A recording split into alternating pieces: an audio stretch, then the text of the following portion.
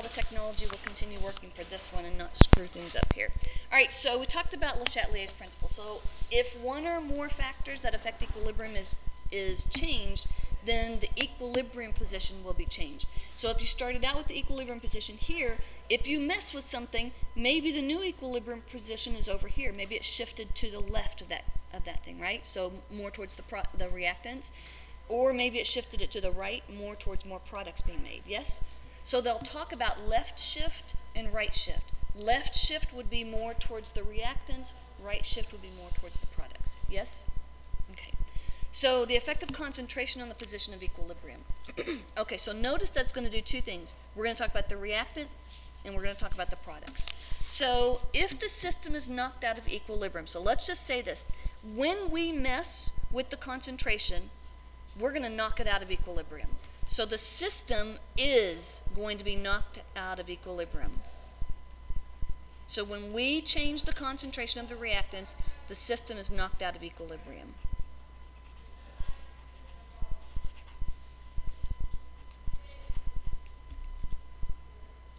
And it's going to adjust to create a new equilibrium. That's Le Chatelier's principle.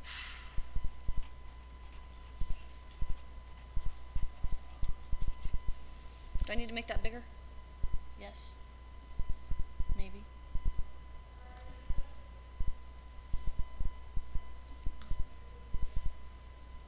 Oh, that's too much.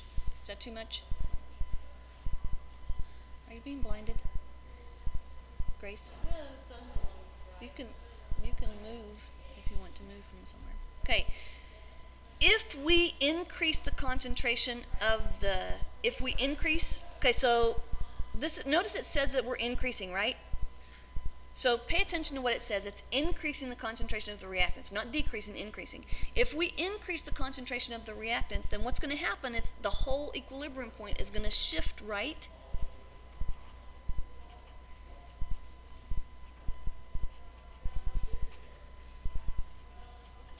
to make more products.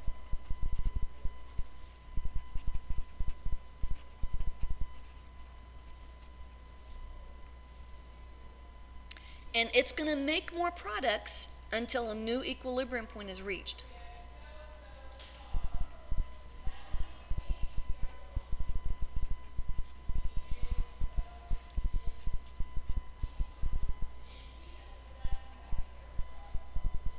Putting a new all together is one word. I'll try and stop that.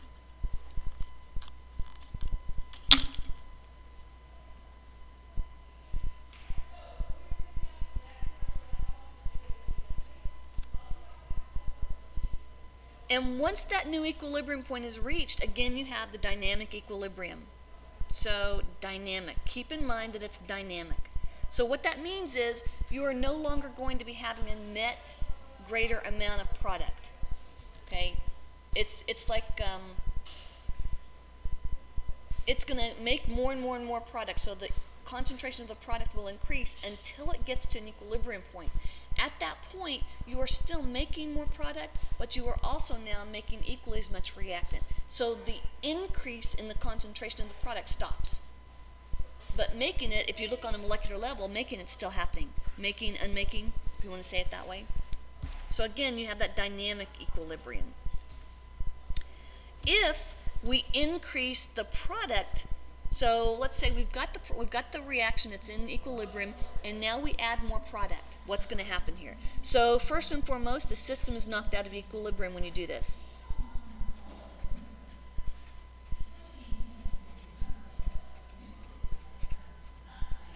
So when you mess with this stuff, it's going to knock it out. It's going to adjust to create a new equilibrium.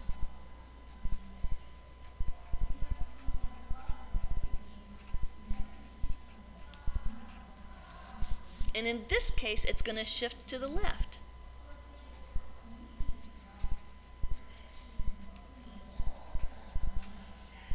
To make more reactants.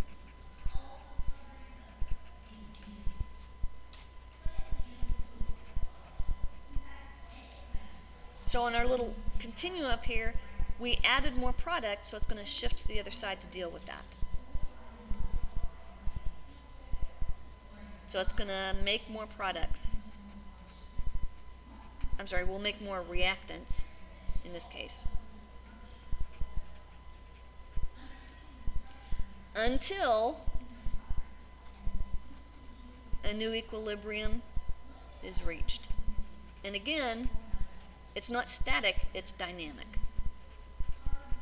So again, if we looked down on a molecular level, we would see things happening forwards and backwards.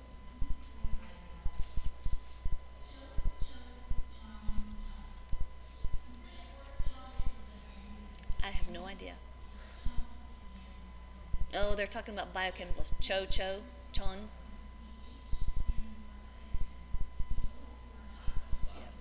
Yeah, it does sound really weird. Okay. Now, we have this basic premise here.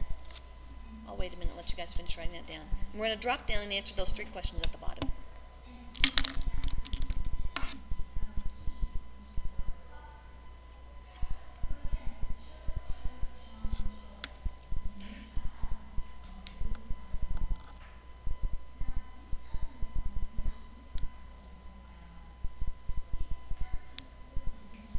All right, so if you have this reaction, we have hydrogen gas and carbon dioxide gas, and we are going to get water and carbon monoxide. Really? That's interesting. Normally what we get is H2CO3, which breaks down into water and carbon dioxide gas. Yeah, okay, anyway. So if we have this little simple thing here, what happens to the position of the equilibrium when water is removed? What happens if we take some of this out? Will it shift to the right or will it shift to the left? Okay, if you take something out over here, it's kind of like shifting to fill in the hole. Think of it that way? Yes? So this will be right shift.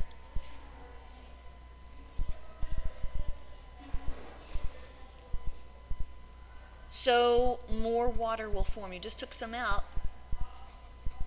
In this case, the product just happens to be water.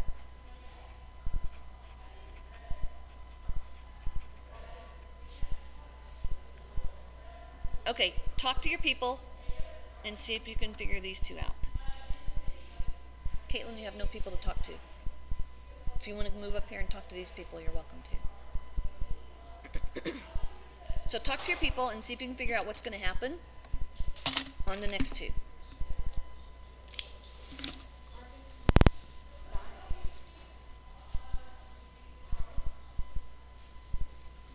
So you want to know, is it going to shift left or is it going to shift right?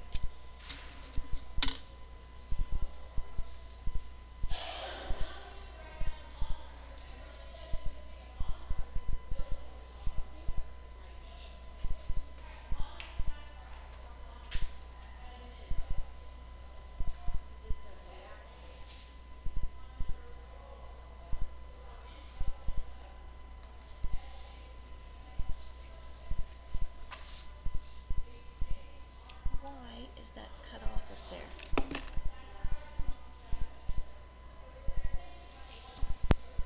Okay, so carbon dioxide is added. So here's carbon dioxide.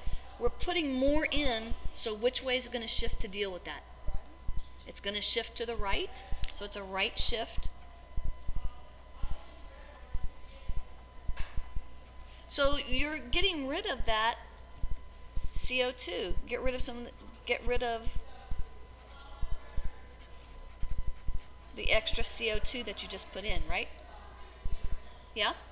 Okay, carbon monoxide is added. So if we add carbon monoxide, which way will it shift?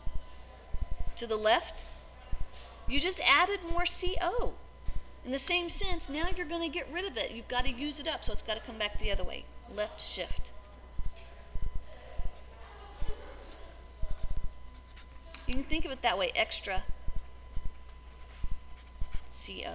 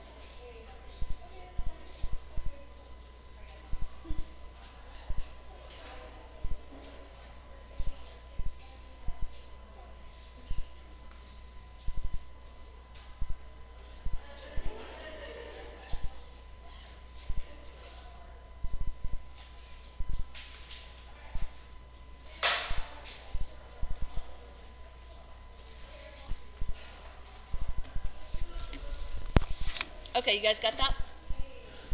All right, flip the page. Tristan, you're going to have to watch this one. This is the second one, so start on the second one. All right, next page. I don't know what page this is. 8? This page 8? Okay, so what about the effect of temperature? So I'm going to put one thing to the side over here that's really important, and they will still talk to you about how it affects the equilibrium position, but I want you to realize the only way to change K, EQ, is to mess with the temperature. So when we talk about all these numbers and these charts and stuff, we have KEQ and KSP and all this stuff, they're temperature specific. So you mess with the temperature, you mess with the temperature, and you're going to change K. So on the side over here, I want you to put temp change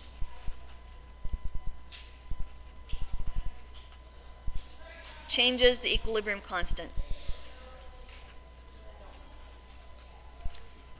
Okay, knowing that, so if you mess with the temperature, you're going to change the equilibrium constant. Knowing that, they're going to ask you about it anyway. And they want you to know this in reality, but they also want you to realize that we can modify it based on temperature changes. So it doesn't only change the equilibrium constant, it also changes the equilibrium position. So it's kind of twofold. So temperature, the effective temperature changes the equilibrium position. So it also does this. So a lot of times, instead of trying to position, so we can talk about changing the equilibrium position, right? The position, where it is on the continuum, or we can talk about changing the equilibrium constant. When you deal with temperature, it ends up changing both, doesn't it? Yeah, you get that? So a lot of times they'll ask you qualitative questions, and they'll say, and they'll kind of ignore the fact that it changes the equilibrium constant and ask you instead about the equilibrium position. Yes? Because doing both at the same time is craziness. All right, just understand, I'm sure at some point if you go into chemistry, maybe you'll talk about that and calculate both, but I'm sure it's going to use some ugly calculus in there. All right, so instead of just putting increase, let's just put the word change, because I'm going to kind of put both together in this one. So you can write whatever you want in here. There's an empty box for you guys. But right here, let's talk about exothermic and endothermic. So let's do red for exothermic. Let's do orange because I don't have a red. So here's exothermic. Oh, that's going to bleed through. I can't do that. Never mind. Here is exothermic. With exothermic, you've got the reactants, you've got the products, and you have heat. Is heat going to be a reactant or a product? Product plus heat. This is where we deal with the temperature. So think of the temperature change, adding heat or taking away heat. Think of it in terms of that, adding heat or taking away heat. So you're going to add one of the products or you're going to take away one of the products, right? If you think about heat in terms of a product, then it makes more sense that way. If you add heat, so if we add heat, which way will it shift? To the left. It's going to be a left shift. So more reactants. Or we say its reactants are favored. So there's another phrase they like to use. So not only do they talk about shifting to the left or shifting to the right, they'll say reactants are favored or products are favored.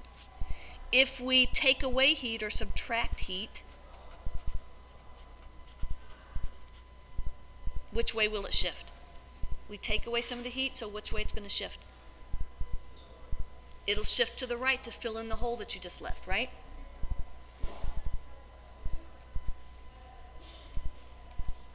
Or in this case again, we say products are favored. Yeah? Now grab a different color. I'm going to use yellow. No, let's use green. Or I would use blue, but I don't have any blues. The blues are gone. Let's use purple. Okay, endothermic. Purple is a cooler color. If it's endothermic, here in this case we have reactants and we have products. Is the heat a reactant or a product? It's a reactant, so it's plus heat. So don't we have to add heat to the system? In an endothermic reaction, doesn't it take in heat? So in this case, if we think of the heat as a reactant, then it makes more sense, and we can do, is it a right shift or a left shift? So if we add heat, which way will it shift? We add more of this reactant, so it's going to shift away from that. So it's going to shift to the right. Do you see that? We add more stuff on the reactant side, it's going to shift away from that. So it'll be products favored. So it'll be a right shift. And this will be products favored.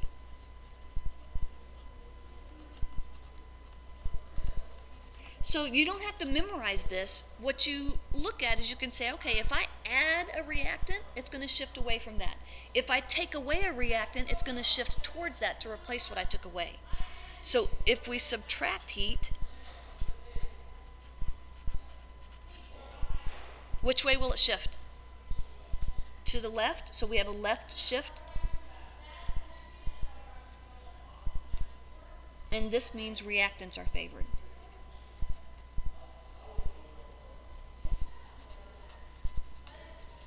Do you guys see that?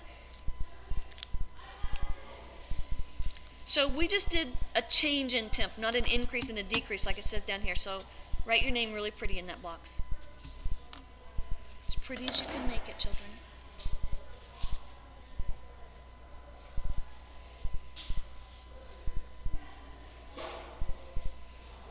Okay, and this box down on the very bottom of this page, I'm going to leave it blank. You can fill it in just when you're studying. Okay, so you've got the information here, but if you fill it in when you're studying, it's going to make more sense and kind of click into your brain that way.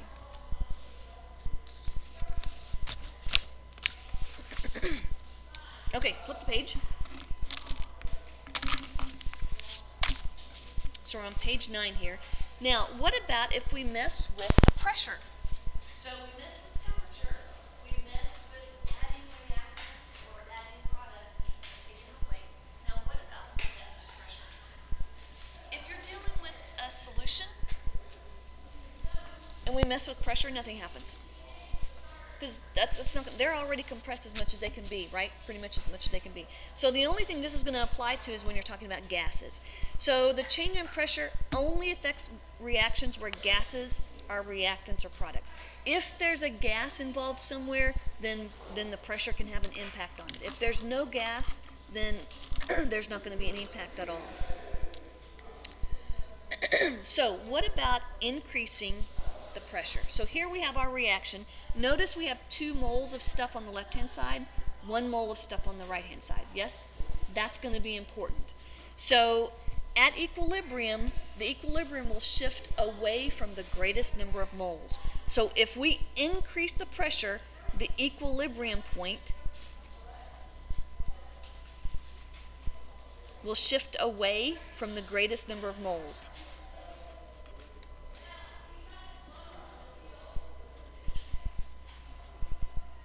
So we can't just automatically say, oh, that's going to be a right shift or a left shift or whatever.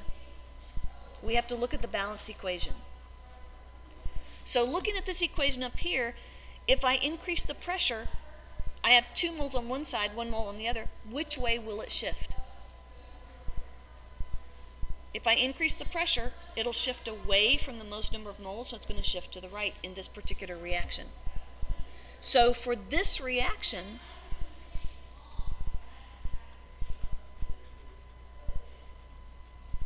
this will be a right shift.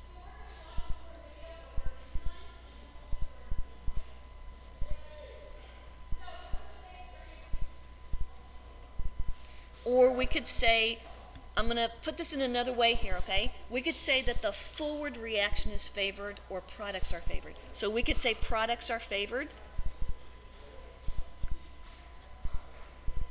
or forward reaction is favored.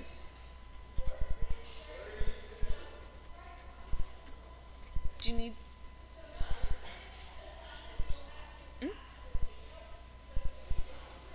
Okay, so again, I'm giving you phrases that you're going to see on there. They're going to talk about a right shift or a left shift. They're going to talk about reactants favored or products favored. They're going to talk about the forward reaction being favored or the reverse reaction being favored. So if it's products favored, that's the same as saying the forward reaction is favored, right? You guys get that? So it's just the phrases that they use. If we use this exact same reaction here, using the exact same reaction, the equilibrium point will shift towards the greater number of moles. So if we decrease the pressure, it'll shift towards the greater number of moles.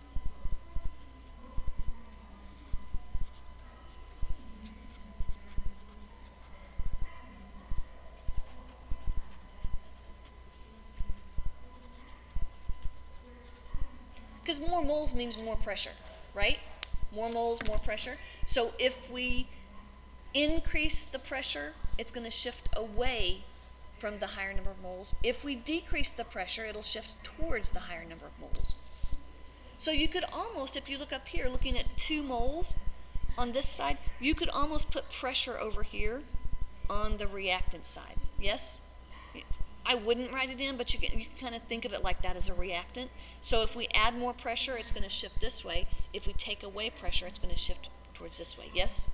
So you can find the side that has the greater number of moles of gases. It's all about gases. Yeah? So when we say number of moles, right here, of gases. It's all about gases, nothing else. Okay? For this reaction then down here, it's going to, decreasing the pressure, will shift towards the greater number of moles of gases. In this case, for this particular reaction, it will be a what shift? Left or right? Left. And that is to, again, to bring the pressure back up to where it was, or pretty close to where it was. It's going to balance it out again. We could say this as the reverse reaction is favored. We could say this as a left shift. We could say this as the reactants are favored.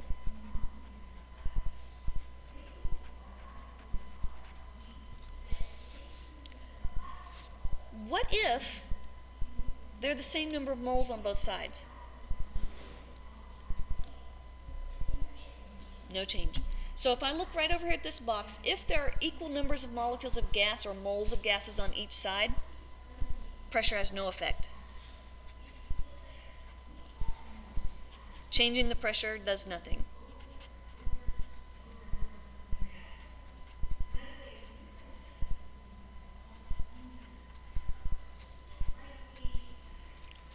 It has no effect on the equilibrium constant, or the equilibrium point.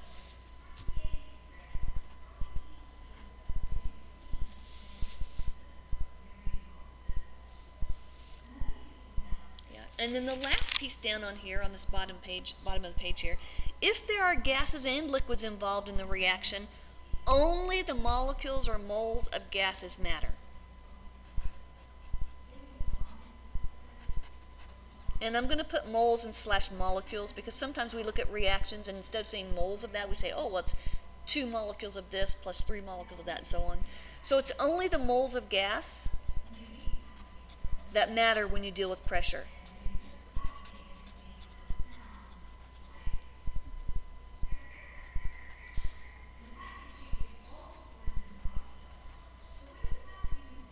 Determining, I left out an ing.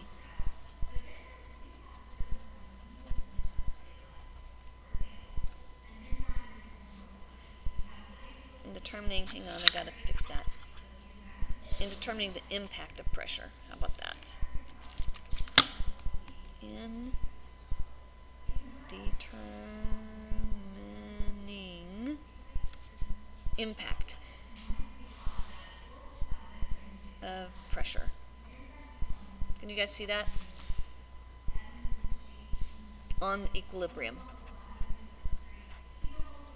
Okay, so the deal is, again, ignore the solids and liquids when you deal with the pressure. It's only and always about the gases.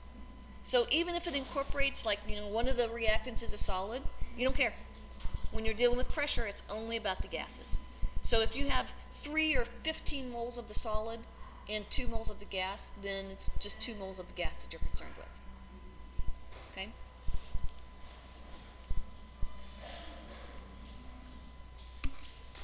Okay, this little piece right here is a good little handy way for you to practice on the test. Just a really simple, straightforward practice. So I'm going to leave that blank, and you guys can fill that in when you're going through this.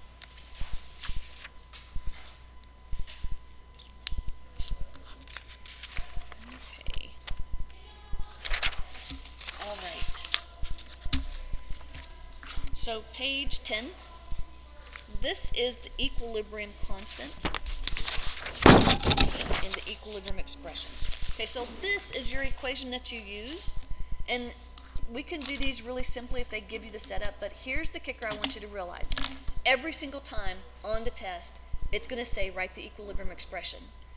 Okay, and when they say that, that means they don't want the numbers in the equation. They want you to write the formulas of all the stuff that's in there. Okay, that's big because it's a really simple way to get a point. I've seen it 5 different times on 5 different tests. So always, and it's in a free response, always it's going to say write that equilibrium expression. Now sometimes it's been in the acid-base equilibrium, but there's almost always an equilibrium problem on the test. So here we have it here. So Kc is the first one. So the first one's Kc, and the next one we do is Kp. Yeah, so it's just talking about pressure here. So Kc is talking about concentration. So when we talk about Kc, all it is, it's still the equilibrium. It's just they're trying to tell you, hey, this is all about concentration, molarity, stuff like that. So usually things are in solution. You can still use it with gases. Sometimes they'll give you a concentration of gases in molarity, and that's fine. In most cases, they'll give you instead of putting concentration for gases, they'll give you pressures. But I've seen it once where they did gases, and instead of using pressure in atmospheres, they went ahead and used concentration on the test. And sometimes I think they do that just to kind of throw you guys off a little bit. So Kc is the constant calculated from the equilibrium expression for a reaction using the concentrations. So Kc is a constant calculated from the equilibrium expression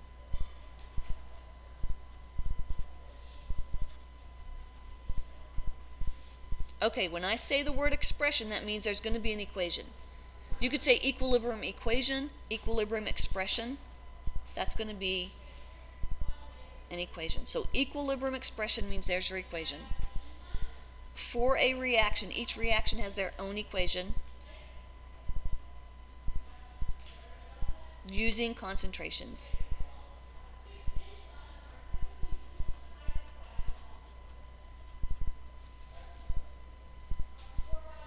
Okay, so C in this case means concentration, and that means molarity.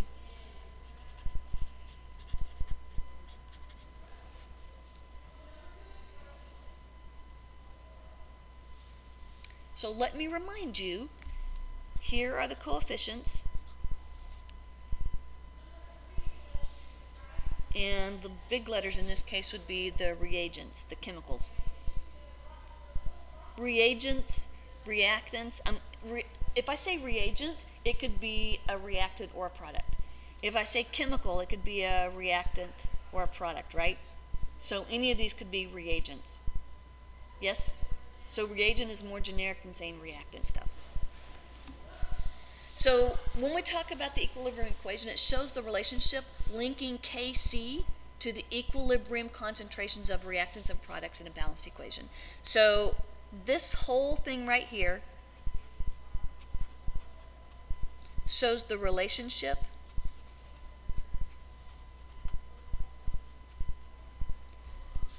linking Kc, the equilibrium constant, I could call it KEQ, to the equilibrium concentrations. What are the concentrations at equilibrium? So it's to the equilibrium concentrations.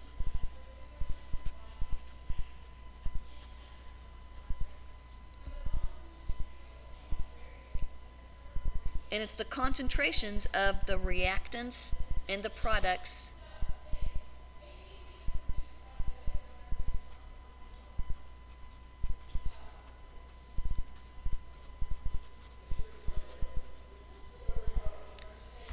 and the balance equation. So it's going to link Kc to the concentrations of the reactants and products at equilibrium, and it's going to link it to the balance equation.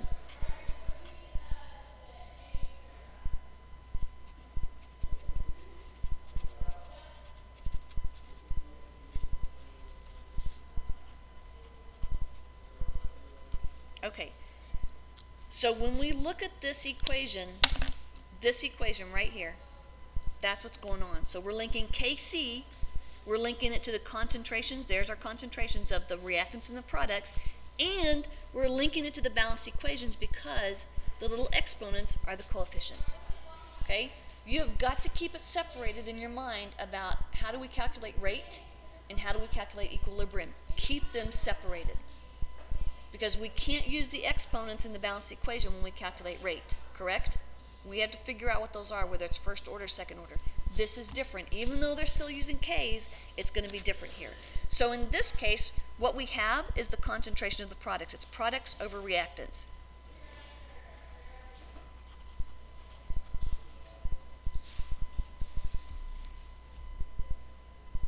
Down here on the bottom, we have the concentration of the reactants. Oh, sorry. Up here, the exponent is going to be the number of moles of D.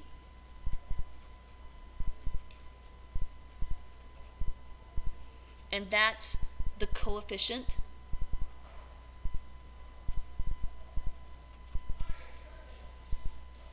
And down here, this N would be the number of moles of B.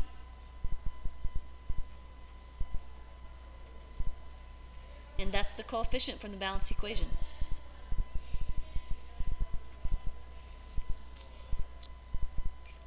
So these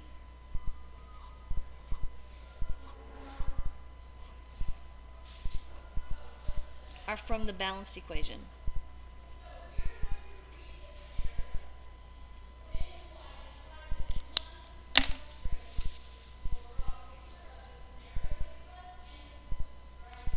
So this would be the product specifically. This one would be product C. So it's a concentration of C. This one would be product or reactant A right here. So it's products over reactants. Just like we did products minus reactants in the Big Mama equation. You know, like the delta G and delta S and delta T, it's always products minus reactants. Yeah? Then here's what we have. The only one different from that is bonds, right? Bonds broken minus bonds formed. That's the only one different. Do you vaguely remember those? Okay. Remember that molarity equal moles over liters.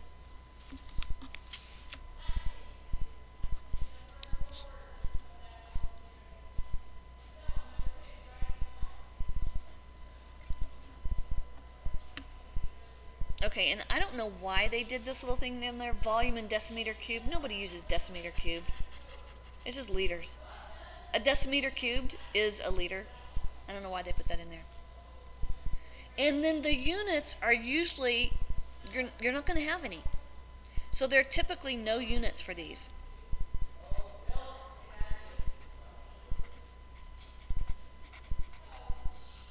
For Kc, I mean, look at this. Don't our units cancel out? Look at this. They're going to cancel out. The units are going to cancel out here. So no units for Kc, Kp, no units for Ka, Kb. It's usually lowercase letter b. No units. I can even put Keq. No units. So Keq is like the big generic name. All these other ones fit underneath that. So every single one of these, and sometimes on the test they'll label them Keq, every single one of these are equilibrium constants. But if they call it Kc, they're just being more specific and saying, hey, we're talking concentration here. or Kp we're talking pressure, or Ka we're talking base, acid, Kb we're talking base. Kw, all right, so Kw, do you vaguely remember after spring break we talked about acids and bases? Kw was the water constant, 1 times 10 to the negative 14. You did pH from that? Yes? No? No units on it. So if you look at your green pages, and I flip over to acids and bases back over here, again, Kw is right here. There are no units of measurement. Here's the number, 1 times 10 to the negative 14, no units. So the equilibrium constants typically don't have units. The rates do. Remember, you have to figure out what the units are. Yes? Okay. And let's stop there.